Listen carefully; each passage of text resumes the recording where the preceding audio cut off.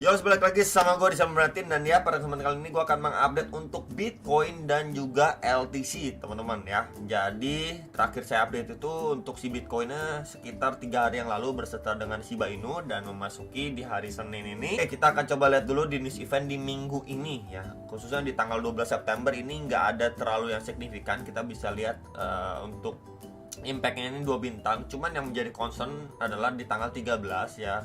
Di sini ada cukup banyak dan tentunya ada core CPI dan CPI beserta dengan crude oil inventory ini jam setengah 8 malam dan jam setengah 10 malam, teman-teman. Ya bisa di prepare untuk ngisi event yang menurut saya penting di tanggal 13 dan 14. Ini ada core retail sale ya, kemudian ada PPI sama initial jobless claim beserta retail sales juga. Ini pada tanggal 14-nya. Dan ya kalau misalkan kita bahas untuk CPI sendiri, sebelumnya kan ada kenaikan dari 3% menjadi 3,2% dan di sini diekspektasikan mengalami kenaikan kembali ke 3,6%. Jadi prepare kalau misalkan malah CPI-nya berangsur naik ya, berarti kita bisa lihat the Fed tidak akan stop atau menurunkan suku bunga secepatnya, malah ini menjadi PR yang bisa dibilang memakan waktu lebih panjang lagi ya. Sebelumnya udah 3% ya kan, target mereka 2%, malah ini naik ke 3,2, dan kalau naik lagi ke sekitaran 3,5 3,6%, berarti memang waktu kita menunggu lah ya the Fed stop atau menurunkan suku bunga itu makin panjang lagi waktunya. Dan berakibat apa? Berakibat ke market crypto atau cryptocurrency itu bisa merah merona lagi dalam jangka waktu tertentu lah ya, at least di tahun ini. Jadi sabar-sabar, banyakin sabar lah, kurang lebih seperti itu teman-teman ya. Jadi kita nggak bisa berekspektasi wah cepet to the moon dan lain sebagainya. Kalau memang kita melihat datanya itu belum memungkinkan, ya udah mau bagaimana lagi gitu ya. Tidak terlalu bisa berandai-andai lah ya. Dan di tanggal 15 ini ya, ini ada beberapa news eventnya, dan di tanggal 16 tidak ada yang terlalu signifikan kayaknya. Yang menjadi concern di minggu ini adalah tanggal 13 dan di tanggal 14-nya. Oke? So ya, jadi kita akan bahas dulu untuk si Bitcoin-nya secara daily time frame. Secara daily, setelah terakhir kali ya dia drop signifikan, kemudian dia testing terhadap EMA55, rejection dari sini, plus juga bisa aja di sini mengisi ya hit area imbalance ya, IMB ini imbalance ya, waktu dia bikin candle red candle besar panjang pada 17 Agustus ini ya, dia ngisi atau testing ke situ, rejection strong terjadi dan ya balik kandang lagi. Nah, jadi di sini yang menjadi concern kemarin adalah ketika dia udah drop seperti ini, bisa aja ini yang terjadi. Sebentar nih, coba akan saya pakai pad aja. Dia drop di sini, mantul sekali, drop lagi, another push sebelum dia akhirnya drop lagi teman-teman. Another drop atau create yang namanya lower low, at least nyentuh lagi ya di box warna orange ini sekitaran 24.700, 25.100-an dolar gitu ya. Dan ya kita bisa lihat juga di sini secara daily ini sempat naik ya, dan kena reject lagi nih di sekitar 26.400-an dolar. Dimana kalau kita tarik juga menggunakan bantuan kaki Fibo dari swing high ke swing low-nya yang terakhir, dan ya kita bisa lihat di sini precisely dia ketahan di Fibo atau retracement 0,3-nya nih di sekitar 26.400-an dolar. Dimana ini another rejection lagi, ini sempat saya bahas juga di beberapa hari yang lalu.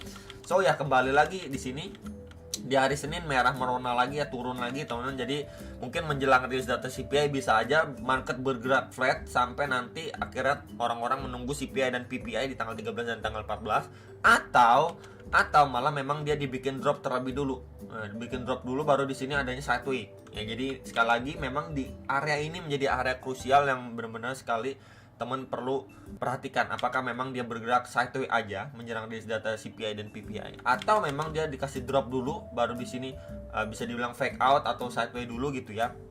Kalau fake out kan berarti dia drop langsung recover lagi gitu kan. Nah, sampai ujung-ujungnya sideways aja menunggu rilis data tersebut, atau memang dia drop kemudian sideways di bawah sini menunggu rilis data, teman-teman.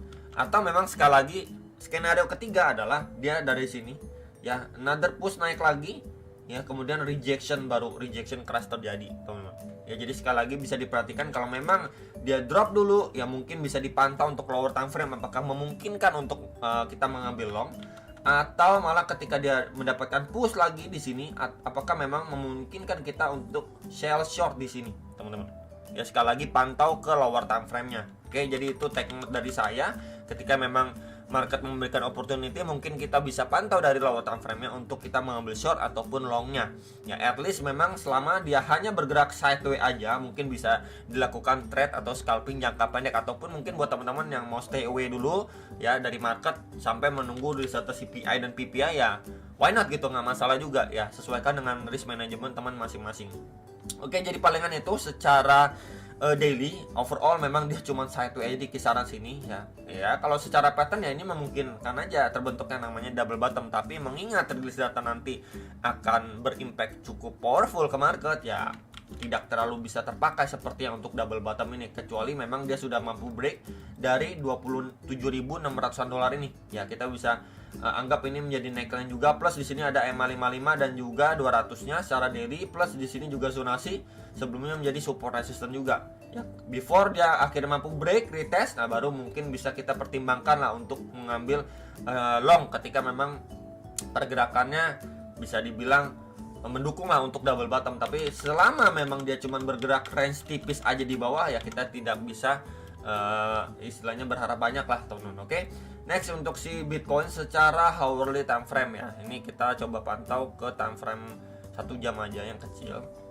Dan ya terakhir kali dia ini sempat naik ya, di sini naik dan ya ketahan di kisaran range box merah pertama, ini menjadi area resisten pertama, sempat saya bahas juga teman-teman, dan drop lagi balik kandang lagi di box putih ini, dimana ini menjadi area tahanan sebelumnya untuk si Bitcoin dan sempat bikin jarum-jarum nakal ke bawah sekitar 25.300-an dolar.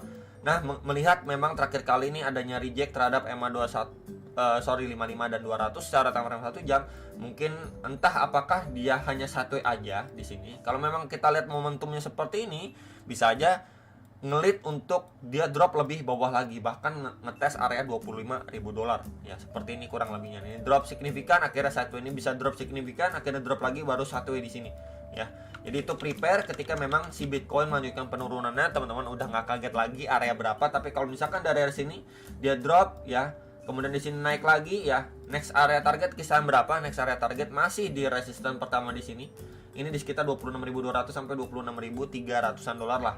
Ya, untuk teman-teman sekalian zonasinya juga sudah saya sampaikan, at least mungkin teman-teman yang bisa gunakan area ini untuk area scalping ya, untuk mungkin tunggu di bawah ya, seperti ini untuk melakukan long, atau tunggu di atas untuk melakukan short atau jual long kalian ya teman-teman di kisaran sini sekitar 26.000 dolar, yaitu nggak masalah, tentukan lagi dengan risk management kalian masing-masing ya, sesuaikan aja porsinya, nggak usah terlalu ngotot besar atau bagaimana gitu ya.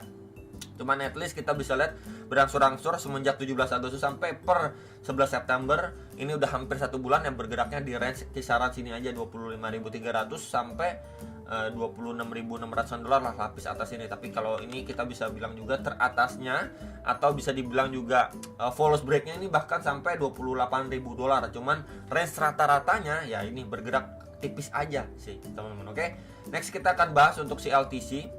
Nah, untuk LTC sebelumnya memang ini sempat kita bahas secara daily-nya. Dia bergerak di dalam sebuah channel, sempat break, tapi waktu retest ya ini nggak kuat ya. Ini sering kita bahas waktu dia mau halving, dan akhirnya dia drop endorsor dan ya balik kandang lagi, bahkan ngetes sampai area box putih ini di sekitar 61 sampai 65 dolar untuk si LTC. Nah, kita bisa lihat di sini terus-terusan dia mengalami pelemahan momentum, bahkan dia gagal untuk reclaim ya area trendline support ini. Dan next area target kisaran berapa sebelum dia akan visit kisaran 47,6 sampai 50,2 dolar. Area berapa dulu, bro? Di sini, teman-teman. Nah, di sini. Ya, di area ini dulu. Nah, ini sempat ini sempat juga di testing sama si LTC sebelumnya nih, waktu bikin tail candle pada pergerakan 17 Agustus 2023 nih. Tuh, tail candle di area sini. Ya, ini di sekitar 54,2 sampai 56,9 dolar. Jadi prepare ketika memang si LTC ini gagal, ya kita bisa lihat nih gagal untuk reclaim lagi terhadap trendline support yang ada di sini. Pergerakan sebelumnya kita bisa beberapa kali kena reject, dan di sini pun kita bisa bilang sebagai false break, teman-teman. Berusaha naik dengan signifikan tapi drop juga dengan lebih signifikan lagi, dan ya harganya berangsur tertekan di bawah trendline ini. Dan ya so far kalau misalkan ini terus yang terjadi, maka big possibility akan dia ngisi atau ngejar area bawah lapis ini yang tadi juga sudah saya sampaikan. Jadi yang nanyain untuk LTC area tahanannya area berapa, ya bisa menjadi concern adalah dua area nih, sekitaran 48 dan sekitar 55-54 dolar untuk LTC. ya. Jadi yang nanyain untuk mungkin mau melakukan DCA lagi, area supportnya atau tahanan kuatnya di LTC, ini menjadi dua area concern ya. Jadi palingan itu update yang bisa saya sampaikan untuk LTC maupun Bitcoin. Hopefully bisa terbantu dengan adanya analisa dari video saya. Jangan lupa analisa kembali sebelum make decision atas transaksi kalian masing-masing. Sampai jumpa untuk next video. Sana profit.